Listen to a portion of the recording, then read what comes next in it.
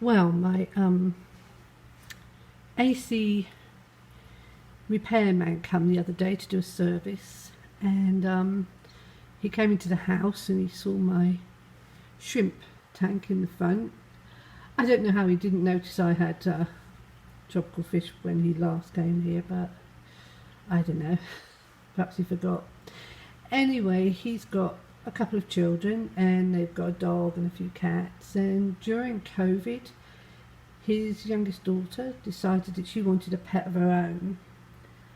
So they went out and they bought a fish tank. He did most things right. He bought a 20-gallon tank, he bought a filter for it, he bought a substrate, he bought some ornaments for it, and then he made the first mistake of buying plastic plants. But, you know, the man at Petco said, yes, we're at Petco, said, oh, that's going to be fine, you know, that'll be fine. So he took it home, he set it up, and the next day he went back to Petco. He had put water conditioner in it, so that was one good thing. Anyway, the next day he went back with his daughter, and it's a 20-gallon tank, and he was told it was really fine by the man there to buy 30 fish to put in the tank. So he did. Him and his daughter went round, picked up different fish, a pleco of some sort, I don't know what, but lots of different fish. Probably didn't go together, they were just pretty at the time. So he came home and he let them float about on the top of the tank, and then he put them in the tank.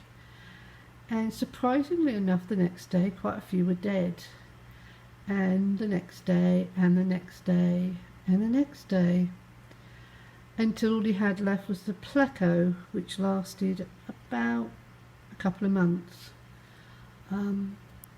So anyway, he does still have the equipment, so his daughter would still like the fish. So I said, what we might do, seeing he's got a nice 20-gallon tank, is I'll give him some of my sponges, we'll set it all up like that, some of my plants, and some of my red shrimp, which I've got quite a lot of, and some of my snails, and that will start the tank off.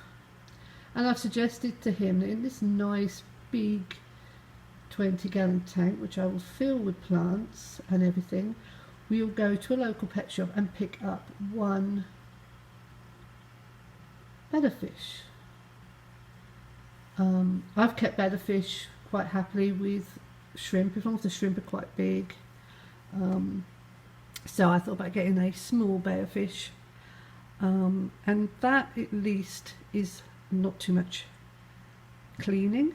Shrimp and snails and one bellerfish will mean that I don't have to worry about him cleaning it, and I can then walk him through how to do water changes and things like that.